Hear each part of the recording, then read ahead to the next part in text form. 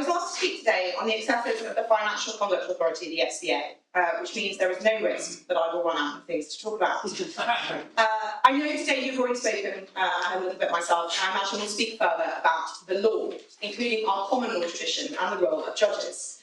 But when we think about the rule of law and how that is channeled by the system and experienced by the public, it is important that we think also about regulation and how the laws are put into operation and enforced. And if we are to think about regulation, we must also think about regulators, I'm afraid. There are plenty of overbearing regulators and quangos to pick on in Britain today, but for a host of reasons, not least due to the importance of financial services to the UK economy, and because I used to work in finance myself, the FCA holds a special place in my frustrations. And whenever I talk to people about their experiences of regulation, the FCA comes up time and again. The FCA is responsible for overseeing one of the most important sectors in Britain today, a sector that we have enjoyed a competitive advantage in for centuries. Since the 2001 Financial Services and Markets Act, and to an even greater extent since 2008, this country's regulatory approach to financial services has been to exercise closer and closer control and to impose more and more rules, to the detriment of both individual businesses and the sector as a whole, and indeed the whole economy. The numbers speak for themselves. According to Andy Haldane, the ratio of official regulators to financial services workers has increased from one regulator for every 11,000 workers in 1980 to one regulator for every 300 workers in 2011. Today, that ratio is roughly one regulator for every 75 workers. And I think those numbers bear repeating. So 1 to 11,000 in 1980. Right now, 1 to 75. As this ratio has increased, so has the number of rules. As bureaucracies always do, the FCA has expanded its own scope and now has the power to set and enforce all sorts of rules about things that have nothing to do with profit-making or the stability of our financial system. The FCA is the Financial Conduct Authority, reformed and renamed after the Financial Services Authority in 2013. And while that name change may seem fairly banal, it belies a genuine and important change in scope to people's conduct, which is now interpreted to mean their broader behaviour and indeed their entire character. The FCA makes this explicit in its conduct rules, the fundamental standards of behaviour it mandates in the industry. Behaviour the FCA considers inappropriate towards a colleague, an accusation of bullying, for example, is now officially a formal regulatory breach that must be reported to every prospective employer, making a person effectively unemployable in their chosen industry based on nothing but the judgment of somebody in HR. And this overreach is manifest at the institutional as well as at the individual level. For example, FCA-listed companies must have or must explain to the regulator why they don't have an ethnic minority board member and a minimum of 40% women on their board of directors. It is absurd that our financial regulator can blacklist people for life based on behaviour that has exactly nothing to do with managing systemic vulnerabilities or exploiting customers, or that it cares more about whether you have women on your board than if you actually make any money. Not only does this involve the FCA in a load of things that are none of its business, it actually undermines its arguably legitimate aims. Unsurprisingly, as a result of the diversity rule, many businesses have simply decided not to list themselves in Britain, despite the fact that this should be the aim of such a regulator. And the sheer density of regulation means that the firms which do choose to remain in Britain are forced to spend an ever greater proportion of their money on complying with these regulations, rather than investing in improving their products or services or developing new ones. Between 2009 and 2019, the proportion of Citigroup's workforce dedicated to compliance and risk, for example, grew from 4% to 15%. But rather than just list examples of individual excesses of overregulation in financial services, frightening though they may be, I want to talk a little bit about why this has happened. After all, the British people never voted to have their financial services sector regulated into oblivion. So why are we in this position? The overregulation which we now see from the FCA, and in almost every other area of business, is mostly driven by two forces, one accidental and one ideological. In the first instance, many of the laws and regulations which now restrict businesses were designed with the best of intentions. Something goes wrong, and the response from politicians and bureaucrats is we ought to create new rules which prevent this sort of thing from ever happening again. But risk is the price we pay to live in a market economy, and indeed to live a free life. And a market economy has been proven to be, time and time again, the single best system for maximising human flourishing and rewarding human brilliance. Individuals can manage the risks in their own lives, just as businesses can manage the risks that they take. But there is still such a thing as happenstance and luck, and bad things will still happen. If we refuse to accept that and aim to eliminate risk, then we destroy the ability of the market to function. The result of these well-intentioned rules in aggregate is that bad outcomes are less likely to happen, but only because nothing can happen. Standing up to pressure when something has gone wrong isn't easy. It can require saying no to somebody who has been left worse off, and possibly very sympathetically so. But if politicians don't have the strength to say no in these individual cases, even when it's very difficult to do so, then we end up making everybody in this country worse off. And there is a second and more deliberate cause. By the 1990s, it was clear to many on the political left that they would be unable to openly crush the private sector as they had tried to do for much of the 20th century. The success of Margaret Thatcher's economic reforms in the 1980s and the end of the Cold War meant that orthodox socialism had been roundly defeated. The conventional narrative is often that a new style of politician on the left, so-called third-way politicians like Tony Blair and Bill Clinton, embraced market economics and continued the process of reform and deregulation that people like Thatcher had set in motion. But this couldn't be further from the truth. People like Blair and Clinton did not embrace market economics, and nor did they come to recognise the enormous good that individuals and businesses can do when left well alone. Instead, they recognised that if they couldn't crush the private sector, they could hijack it. They could turn the enormous productive power of the market towards their own ideological ends, and force businesses to act as enforcers for ideas which have nothing to do with profit-making, whilst claiming to accept market economics and celebrate the creation of wealth. That process of left-wing politicians hijacking and co-opting the private sector is how you end up with a financial regulator enforcing diversity of private companies, despite the fact it has nothing to do with their ability to turn profit. This is downstream of a deliberate political agenda, one which now seeks to use the private sector to advance certain ideological preoccupations about diversity and equality, for example, at the expense of merit, or about climate change or the environment. Combating this particular source of regulation and over-regulation will mean recognising these dangerous ideas, forcing them out into the open and arguing with them directly. We must be willing to explain why allowing businesses to select people on the basis of merit rather than on the basis of box ticking is a better way of organising our society. We must be willing to argue that people are best placed to manage the risks in their own lives and to spend their own money, rather than relying on the state to do it on their behalf. And we must be able to distinguish between the market-driven, competitive, enterprising private sector and the co-opted private sector, which has been created and shaped by the new left. Because far too often, politicians on the right have been unable to stop the new left's attempts to hijack the private sector because they didn't realise it was taking place, and because they didn't recognise that for businesses to work properly, they must be subject to proper market conditions.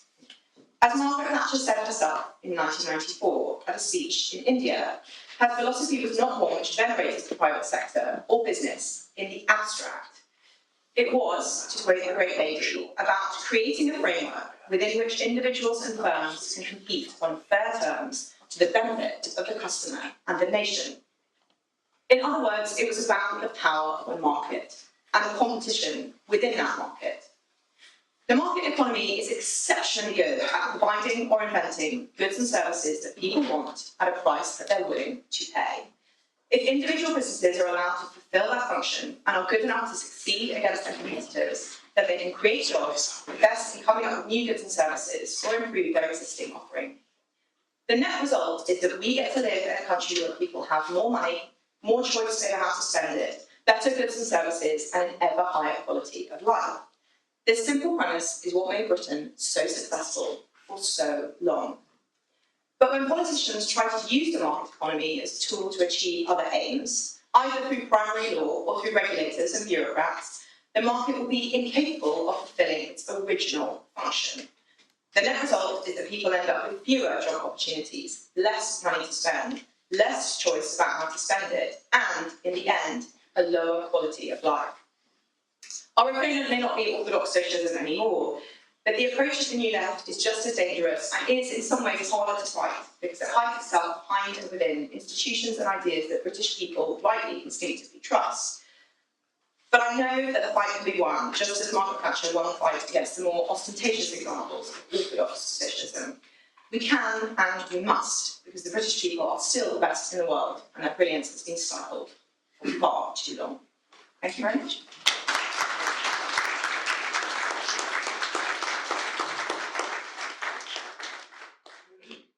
We have some time for questions. Yes, we'll start with the gentleman there. Yes, please. Thank you. The FCA has come under large attack for its DEI policies. What are your thoughts on the way that it is performing and forcing financial institutions to undertake such DEI policies? Well, as I mentioned, I think it is a ridiculous level of scope creep. I mean, that is not what the FCA is supposed to do. The FCA is supposed to, where necessary, and even that, I think it's less necessary than the FCA thinks that it is, manage to stay at the risk of the system, prevent customers from being ripped off, and stop people from ending up in actively dangerous financial situations where that could be prevented. That has nothing to do with, and should have nothing to do with, the makeup of the board or the makeup of the workforce. And not only does it weaken their focus on what should actually be their aim, it actively undermines it. Like I was saying, that the diversity rules have been in fact in fewer businesses and companies listing in Britain, which is supposed to be one of the things the FCA is there to do. So I think it has been deeply damaging, even if you accept the fundamental premise of the need for the FCA. Its constant focus on diversity, equity, equality, inclusion has damaged even its own aims, regardless of whether or not you think that's a good thing. Gentleman over there, if I may first. Self-historian sister in-house practice general corporate commercial. You mentioned City, as in the bank City, Yes. and the costs of compliance that they put in place and the stifling of innovation that does. But I think actually there's criticism of those institutions as well in this situation, because someone as big as City that can afford to weather the costs of compliance actually sometimes quite like it, because what they're doing is... You raise the barriers to entry for everybody else. Yeah, they're cutting smaller, the truly innovative out of the market. In what I do, it's actually it's an employment business, very regulated in some areas, but to keep ahead of the regulation is very difficult, and that's what stops the innovation ahead. Someone like City, actually, there's a was it the bishop and the brothel? It's the they I don't think I know that one. That's basically the two will work in hand to cut other people out of the market. That's what stops the innovation. And that actually is it's totally true. So I observed this when I worked for government, is government departments speak only really for the large businesses, and also it's worse even than that because they're speaking at 1 degree of remove. So it's relatively rare, and when it does happen, there's lots of kind of minds in the room, that a minister might just meet a CEO, might meet somebody in a business who's making commercial decisions. It's usually some officials in the department meet some people in the public affairs team from a company. And of course, for both of those groups, it's not just, it's in their personal interest, and likely also sits naturally with them by the process of self-selection given the job that they've chosen to do, that they should think regulation and rules are a good thing, and making it hard to operate. It's just a price that we all have to pay. You're right, a lot of those, the end result of the sort of hijacking that I'm talking about is a lot of those very large institutions that have two things. They have a larger than ever and more powerful set of functions of people who are not responsible for profit making, compliance, HR, risk management, some risk management, particularly in financial services, is profit related, but a lot of it isn't. And then also compounded with a commercial incentive to make it harder to operate for smaller firms. So those two things together, combined with the ever-expanding scope creep of regulators and this general approach to government, ratchet up regulation more and more and more and more. And the role of politicians should be to say no. And the role of the public is to say no. And they regularly say, my constituents say things all the time, nothing works. And to a large degree, this is why. I'll go for Justin first, if I may. Justin Shosher from the Great British Business Council. Katie, thank you very much for that very interesting talk. I used to work at the FSA a long time ago, and then it was very focused on regulating what you call the profit motive. Yeah. And I think that's a good thing if it's done properly. The scope creep we've seen, can it be dealt with through legislation? And if so, what legislation would you propose? But secondly, also, there's obviously a cultural issue, and it bleeds into what we're saying about perhaps judges and lawyers more generally. We've got a statutory issue, but we've also got a cultural issue. How do we address both of those? In some respects, the solution to both of them is sort of the same, and indeed the same as the solution to the issue around activist judges where they exist. I think lots of judges are actually just doing their best, but there are a few activist judges, just like there are a few activist civil servants, and that is for, I believe, the Parliament to reassert its sovereignty. I think it should be clear that if anybody, if the judiciary, if the regulator gets over its skis, for want of a better way of describing it, then Parliament will reassert itself and say, no, this is not what you're here to do. And so some of that is statutory, some of the impact of those statutory changes is cultural, and then... So that means an act or a statutory instrument? It will depend exactly on the specifics of the excesses. So I suspect the most efficient way to do it, if you're doing something like financial services, would be... I have to check exactly what the law says now. It's possible that actually don't need primary legislation because it's all of these excesses have happened independent of the law.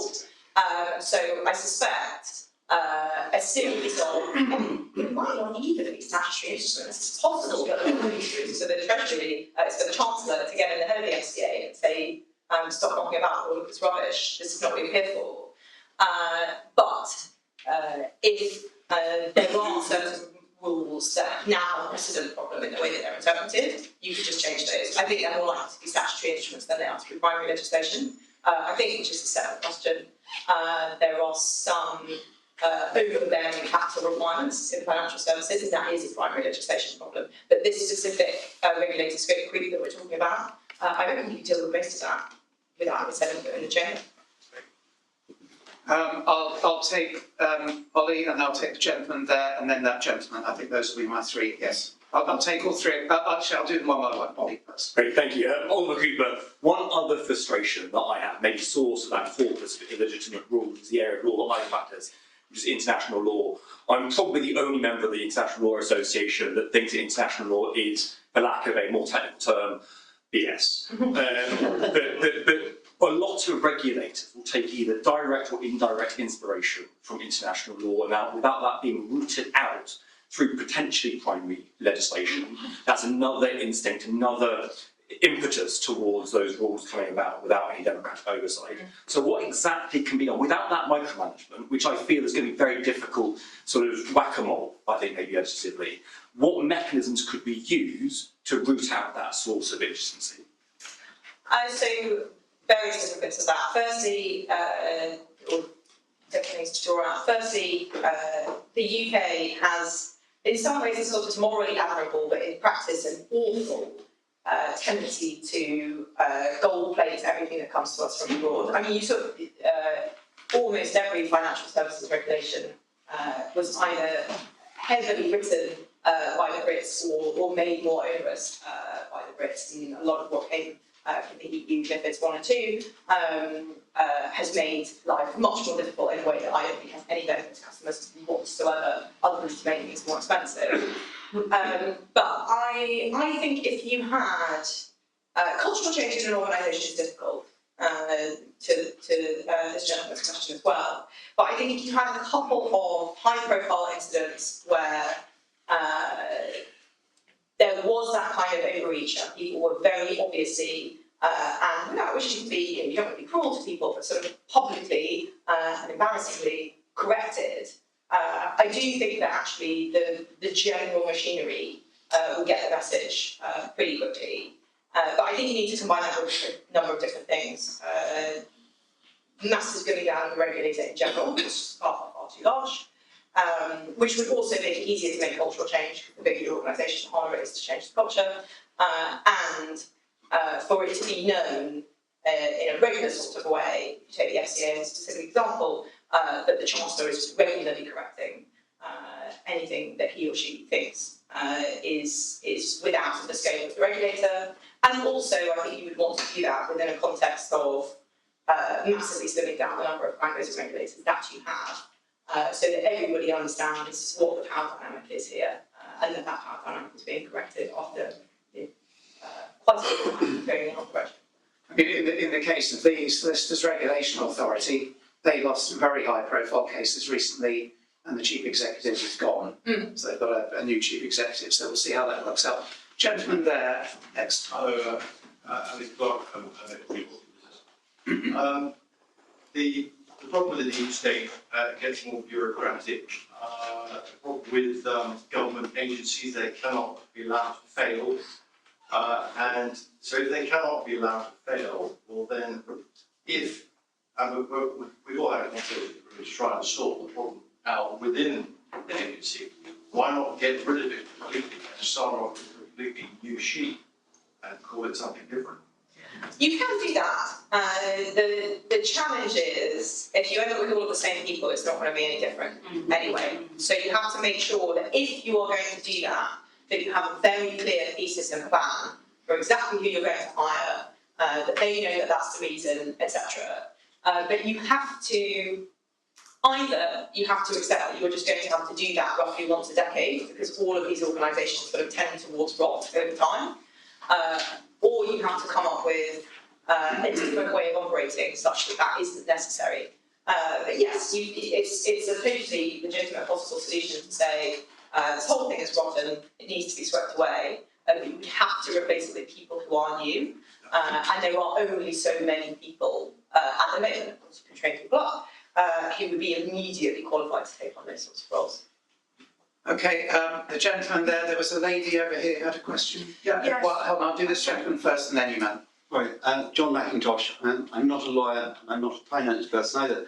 I was a headmaster for 30 years. When I was appointed in 1977 to my first and only headship, my predecessor handed me a copy of Duckworth's Law of Education. It was 3/4 of an inch thick, case bound, and didn't only have the extant regulations and primary legislation, it had redundant legislation on because it was case bound, couldn't do anything else with it. When I retired 30 years later, in 2007, Butler's was in 5 volumes of loose leaf folders taking up over 1 metre of the shelf in my study. Now that was 19 years ago. Nowadays I have no idea how much room it will take up, because it's now on disc and I think it costs £5,000 a year for a subscription, and I no longer can afford that. But in 1982, I sat down with Mrs. Thatcher in Downing Street to discuss autonomy for schools. And she was very keen, almost adamant about this, and I then subsequently went on to talk to Keith Joseph about it. And I won't go into all of that now, but I've been through 2 major judicial reviews, and won both, I had to say, against the Secretary of State. They both concern regulation. The judges, and particularly the second judge, Rupert Jackson, came down on our side for the way in which we'd interpreted the regulations. And we won the case, and it cost the department about £200,000, the Department for Education. But immediately, the regulations were changed, and all of the things that were recommended and suggested in the original regulations were changed to mandatory. My point really is that I completely agree with everything you said about in the world of finance and regulations, and about what the previous speakers have said. But actually the governments, the politicians and the civil servants are also culpable in this matter of over-regulating. It's not just the judiciary that's doing this. And I say in my own case, it's the judges who actually came down on our side and said, no, you cannot do this to the civil servants. Okay, No, thanks. I mean, it's, as I talked about, that's undoubtedly the case for two main reasons. One, where it's ideological, which in many ways, although we have to have clarity about what it is we are dealing with, is the more straightforward one to tackle. The other one, which is trickier, and I suspect is even more prevalent in education than it is in financial services, is where people feel that they are doing the right thing to protect people from something bad going wrong in the future. And there, the fundamental issue is that we have to accept it is not possible to eliminate all of the bad things from life. And in doing so, you will ruin everybody's lives. Okay, and the final question from this lady here, I'm afraid. Yeah, just quickly, my name's Jade. Basically, it's just something I'm a little bit on. No, in 2011, I think there was a change with development and Commonwealth within the British Council. It's a bit similar to his question. I was just wondering whether the word culture could be looked into where that's concerned, because I think it's been kind of like thrown around the British Council a little bit too much, and that's nothing against culture at all. And a little bit with development as well. And I was just wondering whether that could get looked into somehow, because I think it's playing a part in destroying the British Council. Well, it's a bit like what's happened with mainly the FCA, what was the FSA, the Financial Conduct Authority. Yeah. All of these things are an expansion into people's behaviour and choices. You know, they cease to become about what they're supposed to be about, which in the case of the FSA was systemic risk in an intolerable way, and consumer protection in a limited way. You know, Yeah. I think all of us agree that fraud is bad, and you shouldn't be able to sell something on an actively dishonest basis. But that is different from sales. You know, most customers are relatively intelligent and decide whether or not they want something, and they might have something that they don't want, and that's fine. They just won't buy it again. So there is a general tendency across all of these sorts of bodies to expand into making what essentially become moral choices about people's behaviour, and that's really wrong. That's not what they're there to do. So, ladies and gentlemen, we're about to have a break for coffee until 11:30, give you a chance to stretch your legs and to chat through some of these issues among yourselves. But before you get up, if you could join me, please, in thanking Pete.